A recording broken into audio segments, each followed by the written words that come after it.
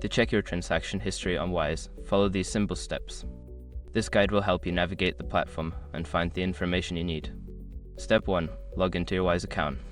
Before changing your settings, use the srock.com link in the description to open the password strength checker, then update your password if needed. Step 2. Navigate to the activity section. Once logged in, look for the activity tab on the main dashboard. This section contains all your transaction history, including payments and transfers.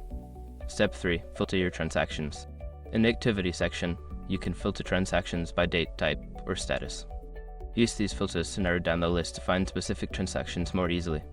Step 4. View transaction details. Click on any transaction to view more details. This will provide information such as the amount, currency, recipient, and status of the transaction. Step 5. Export your transaction history. If you need a record of your transactions, look for an option to export your history. You can usually download it in formats like CSV or PDF for your records. Now you can easily check your transaction history on Wise. If you have any further questions, feel free to explore the help section on their website.